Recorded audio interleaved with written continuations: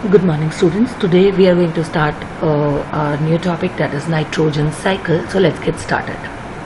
Okay, fine. Nitrogen cycle, it's a biogeochemical cycle है ये एक, और बेसिकली अगर हम साइकिल की बात करें तो एग्जैक्टली क्या होता है, जितने भी केमिकल कंपाउंड्स जो कि अर्थ के एटमॉस्फेयर में पाए जाते हैं वो जब अपनी इनिशियल स्टेज से बायोटिक सब फैक्टर्स से होते हुए when exactly comes back to its initial position, तो वो एक बायोजियोकेमिकल साइकिल बनाते हैं और कंप्लीट करते हैं. सो एग्जैक्टली नाइट्रोजन जो है ये हमारे लिए बहुत ही इंपॉर्टेंट है. जैसे हमारी यूरिन हो, चाहे हमारा जेनेटिक मटेरियल हो, डीएनए, आरएनए, सब में नाइट्रोजन का एक अपना अलग ही इम्पोर्टेंस है. बट प्रॉब्लम कहाँ आती है कि नाइट्रोजन एक इनर्ट गैस है और इसे एनिमल्स और ह्यूमंस, इवन प्लांट्स, हम इन्हें डायरेक्टली कंज्यूम नहीं कर सकते. तो इसमें फाइनली कुछ चेन ऑफ प्रोसेसेस के थ्रू इसको अंडरगो होना पड़ता है ताकि ये कंज्यूमेबल हो जाए even by plants and animals too. So before making a diagrammatic representation, let's have some like important processes to understand. So the first one is nitrogen fixation. As the word indicates, fixation, that is typically a fixing, the first step, fixing of nitrogen, the inert nitrogen gas. So जब atmospheric nitrogen N2 atmosphere में होती है, it's a bit in a inert position, so ये plants और animals इससे directly नहीं ले सकते हैं. सो ये कन्वर्ट होती है, आप यहाँ देख रहे हैं, डायएज़ोट्रोप्स एंड राइजोबियम बैक्टीरिया के द्वारा अमोनिया और अमोनियम आयंस में कन्वर्ट होती है. अच्छा, राइजोबियम बैक्टीरिया एग्जैक्टली कहाँ पाया जाता है? Rhizobium bacteria root nodules of leguminous plants. Leguminous plants आप जैसे कह सकते हैं फलियाँ या दालों वाले जो होते हैं, उनके रूट्स में ये पाया जाता है. तो ये जो है ये N2 इनर्ट गैस को अमोनिया और अमोनियम आयंस में कन्वर्ट करता है. तो ये हमारा फर्स्ट स्टेप होता है.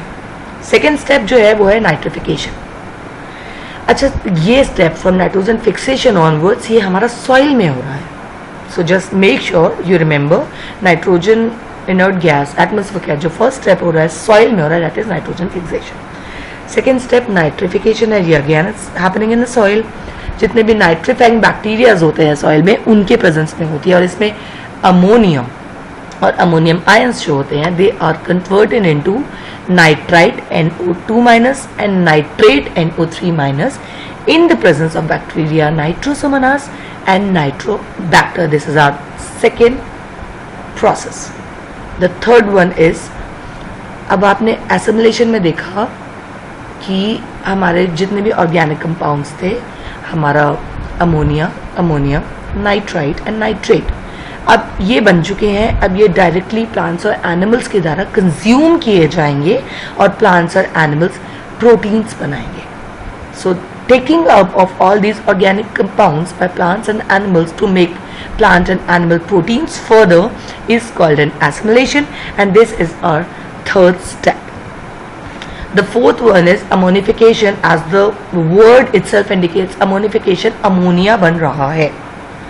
तो जब ये एनिमल प्लांट्स कंज्यूम कर लेते हैं इसको, आपके प्लांट्स को, जिसमें ऑलरेडी ये ऑर्गेनिक कंपाउंड्स जो मैंने बताया आ चुके हैं, एनिमल से ये प्लांट से ये एनिमल्स में जाएगा, और फाइनली प्लांट्स और एनिमल्स डेड होंगे, डिके होंगे.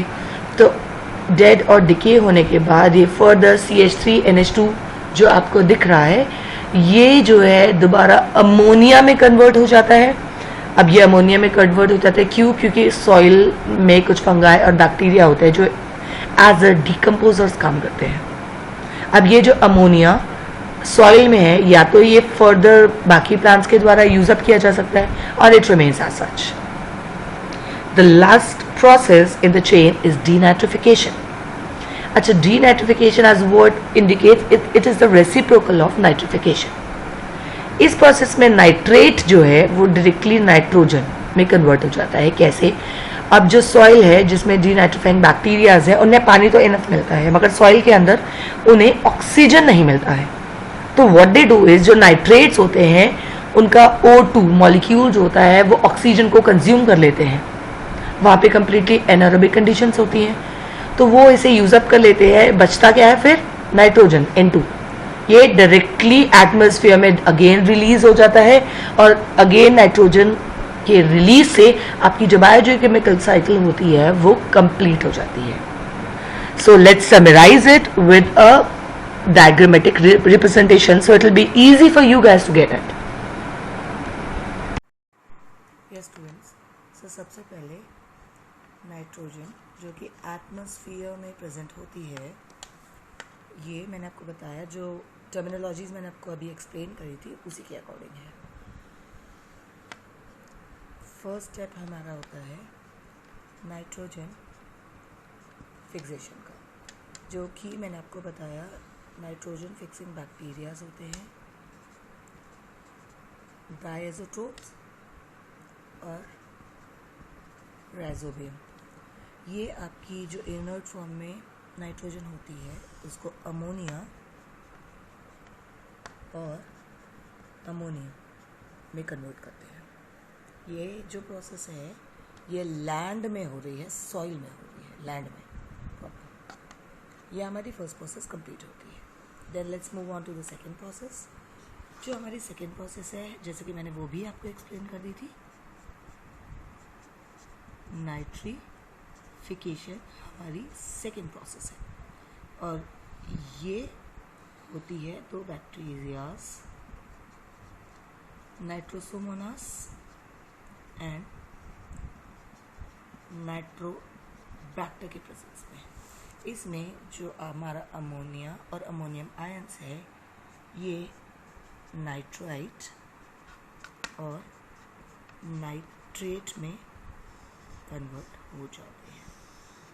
ध्यान रखिएगा स्टूडेंट्स, ये सारी प्रोसेस अब सॉइल में हो रही हैं.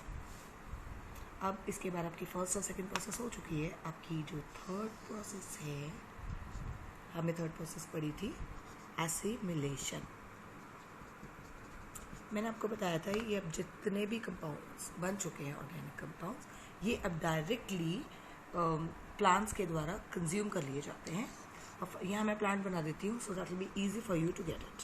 एक ट्री है, so it's eaten by animals. ये प्लांट्स ने कंज्यूम किए, प्लांट से एनिमल ने, एक फूड चेन बन गई, प्लांट से एनिमल से कंज्यूम कर लिए. अब क्या होता है, प्लांट्स और एनिमल्स वेस्ट निकलता है जो एक्सक्रीटरी मैटर, फीकल मैटर और वट एवर वेस्ट होता है, एंड ये डेड और डिके भी होते हैं. तो जब ये वेस्ट मैटर निकलता है और जब ये डेड और डिके होते हैं तो ये डायरेक्टली किस में कन्वर्ट हो जाते हैं? ये हमारी फोर्थ प्रोसेस होती है, अमोनिया में कन्वर्ट होते हैं. और यह हमारी फोर्थ प्रोसेस अमोनिफिकेशन होता है. Got it? ये मैं आपको एक्सप्लेन कर चुकी हूँ अमोनिफिकेशन ऑलरेडी पहले. इसके बाद अब आप ये देखिए हमारी फिफ्थ प्रोसेस होगी. यहाँ पे जो आपके नाइट्राइट और नाइट्रेट है, ठीक है.